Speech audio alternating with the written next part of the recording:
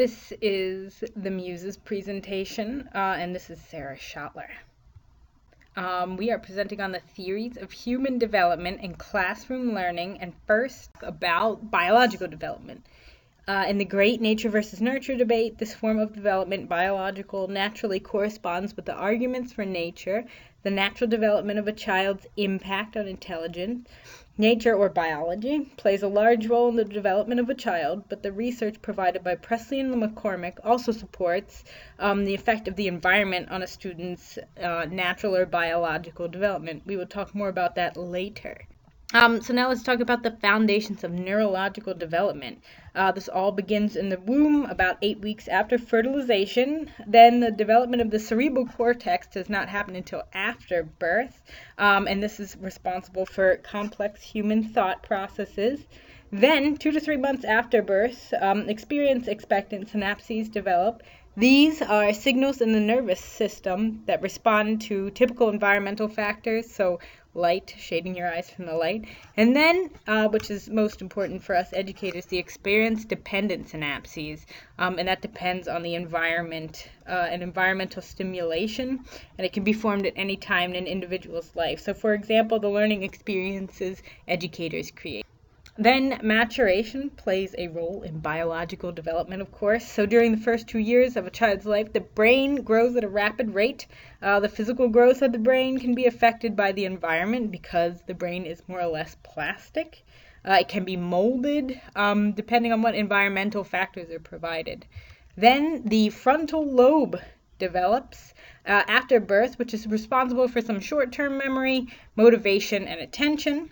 Some initial indicators of the front lobe development are a child finding a hidden object between two locations. So I have a marble under 2 cups or under one of 2 cups, and the child can identify under which cup the marble is. So then, aside from these predictable developments, there are about 13 growth spurts during early adulthood, 7 of which occur during the first 2 years of a child's life. They're not continuous or constant. They have, of course, in addition to the growth spurts, advances in cognition and behavior, and during the growth spurts, sometimes emotional advancement, emotional development. And then, of course, after 6 months of age, the infancy can develop motor skills, and that's, of course, increases in capacity with age. And then adolescents have a growth spurt. It's earlier in girls between 11 and 14 years of age, and then a little older in boys between 13 and 16. It usually ends by graduation, and with improved nutrition, the ages of the age of girls is a little younger, and the first menstruation in girls is a little younger. The time of puberty definitely affects a child's ability to adjust. Girls, for example, girls who experience early maturation may become more stressed and depressed as they are, as I quote from Presley and McCormick, unprepared for the social pressures and experiences related to sexual maturity. On the other hand, this early maturation for boys may be beneficial for their social life. Sometimes neurological can go wrong during early or early after birth. This can be shown in PKU babies. These babies can't break down a substance in prepared food. And PKU babies' intelligence can be impaired due to intervention, and the intervention is usually, of course, with dietary restrictions, and it can be impaired, and babies may have difficulty with short-term memory or self-control due to dietary restrictions and the disorder. So if it's not found until 3 years of age, PKU, profound retardation is the outcome. And there are other dietary disorders that cause similar. So there are some other developmental disorders and disruptions that can hinder a child's development physically and mentally. So the disruptions are definitely environmental factors that can cause injury, disease, pollutants. And then So some examples of pollutants are certainly associated with food. So pesticides in the food, water hazards, lead in water, smoke, secondhand smoke can disrupt normal organ development. And then teratogens can affect the development of a child pre-birth. And there are environmental factors that can affect the biological development and range of a person's intelligence during the development, of course, of the nervous system. For example, fetal alcohol syndrome. If a mother drinks alcohol while pregnant with her child, it may lead to learning disorders and potentially mental retardation after birth. Some other disruptions could be malnutrition, neurological injury, premature delivery. Premature birth often affects respiration and can cause hemorrhages. Some disorders, an example of a developmental disorder could be dyslexia. It could be caused by the environment due to brain, or it could be have no obvious cause. So there are two terms you'll need to know for this slide. These are genotype and phenotype. So we're dealing with heredity and environment. So genotype is the collection of genes we possess, what we're given from our parents, and the phenotype is the outcomes of how these genes are expressed. So outside of environmental and biological development issues, a child's heredity expressed in their genotype can affect their intelligence. The expression of intelligence, however, depends on their phenotype, so how the genes a child is given are expressed. And what a child needs to get the best outcome of their genotypes is a high-quality environment. In a child's development, high-quality environments can largely affect the reaction range of the genotype.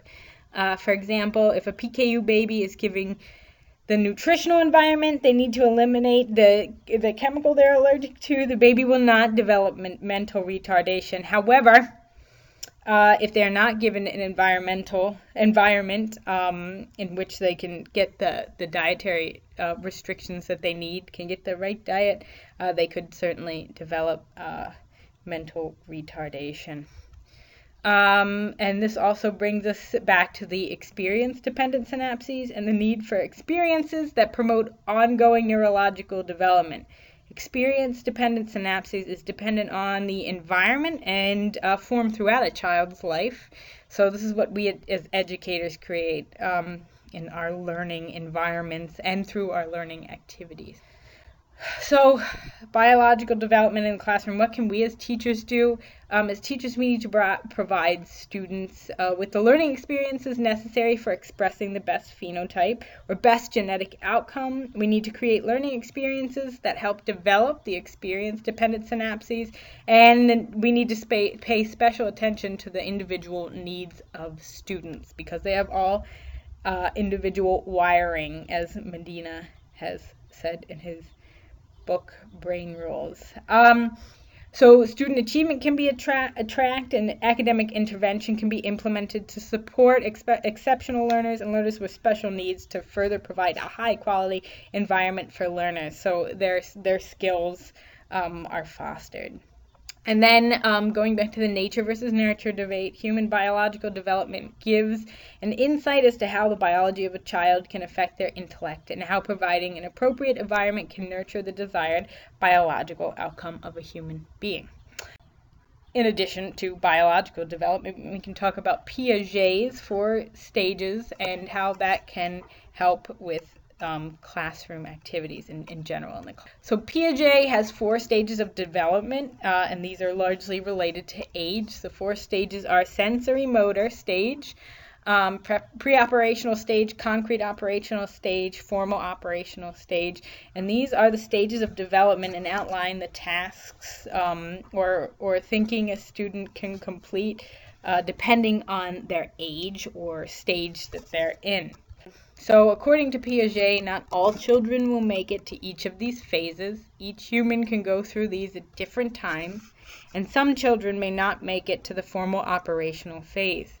Piagetian theory only describes the development of normally functioning children, so his theory is a little bit limited. and factors that influence the progression through the stages, through those 4 stages, are biological maturation, experience, and the social environment. So here we have nature, biological maturation, experience, and social environment is certainly the environment in which the student brought up. So then promoting student potential and motivation.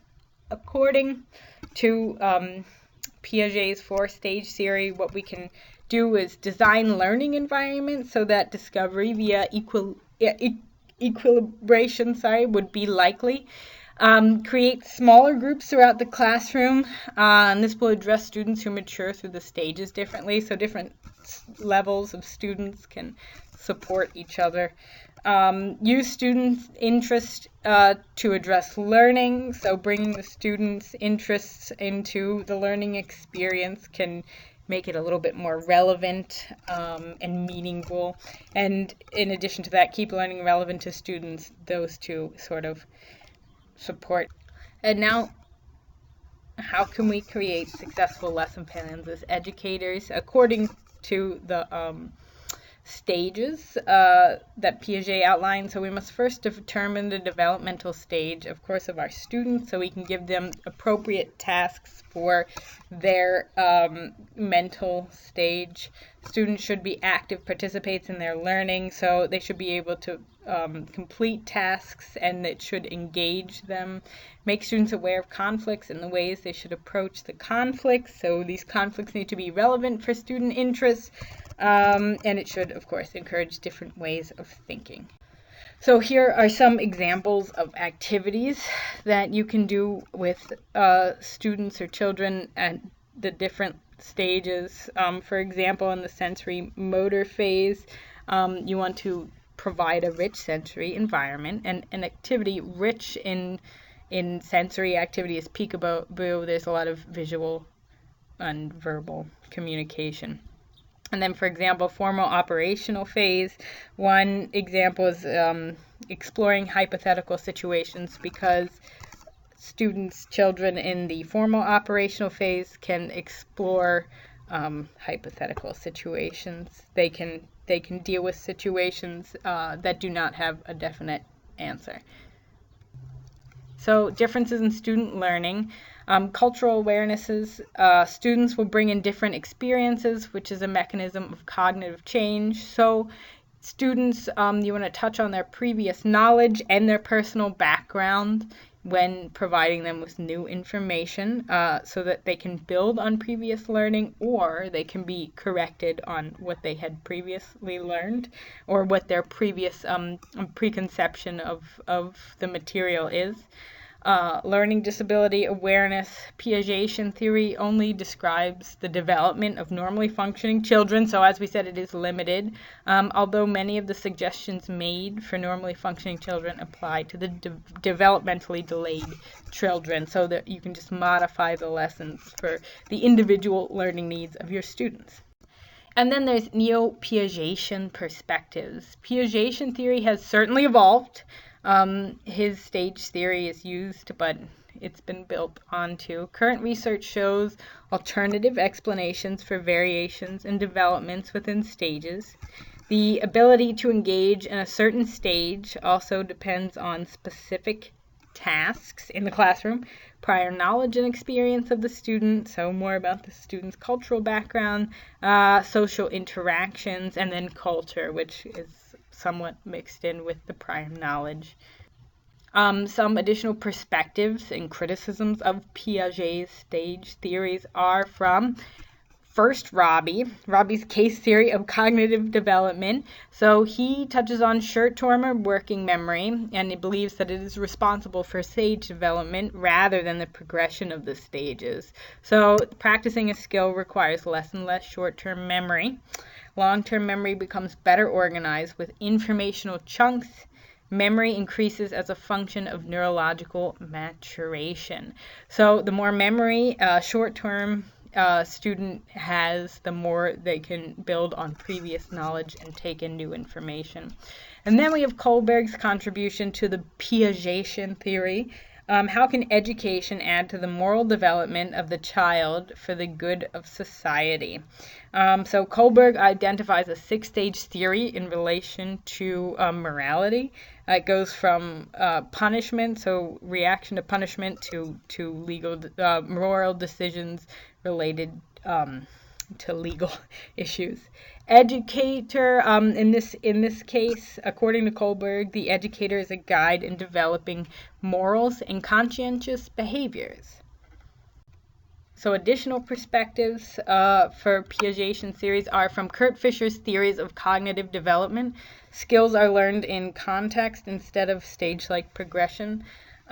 Skills are learned over a long period of time and build off of each other. Biological stages of progression can cause cognitive and behavioral changes with spurts of brain growth. So this touches on biological development in addition to the foundations of biological development, in addition to the stages of Piaget, and also that skills are like a stage and building different skills on top of them. Then we have Carol Gillian's theory of moral development, and she has a feminist approach and tackles the differences between males and females. She argues that male and females are socialized differently.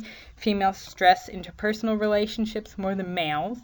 Females take responsibility for the well-being of others. And how are these additional perspectives and criticisms applied to the classroom? So the teacher needs to provide attainable learning goals appropriate for the stage and the age of the students. The teacher needs to pay attention to the individual students' learning needs, gender, cultural backgrounds, and interests. The teachers need to limit input according to the working memory capacity of the students, and the teacher needs to have an effective method of classroom management and clear disciplinary and behavior policies, all encompassing. So the developmental cycles that we've looked at, they build on each other with the simpler skills seen as the foundation for the next tier of learning. And here is a visualization of the tiers building on each other. So then there are 3 methods of education today, so that we can approach our students with. The first one is romanticism. It is belief that the child is naturally good, resulting in a free and permissive educational environment. So a little bit like discovery learning. Cultural transmission is the transmission of information through lecture, where students listen to lectures and take notes. Most common model in today's educational system. If it's most effective, don't think so. Progressivism leads to constructivist theories based on active participation in problem solving and critical thinking. So then a little bit more about the constructivist approach to classrooms, constructing one's own knowledge, so you make your own knowledge. The constructivist theories in the classroom are open-ended in evaluation. Each student is unique with individual perceptions, project-based learning for active engagement, collaboration with peers in society, real-world situations, offer students more choices in relevant topics. There are certainly fewer topics, but more deeply explored, and the teacher is a guide. Involves blended learning, so many different types of learning in flipped classrooms. So it is somewhat of a discovery learning where teachers guide students in their learnings through real-world context, so it gives context to learn.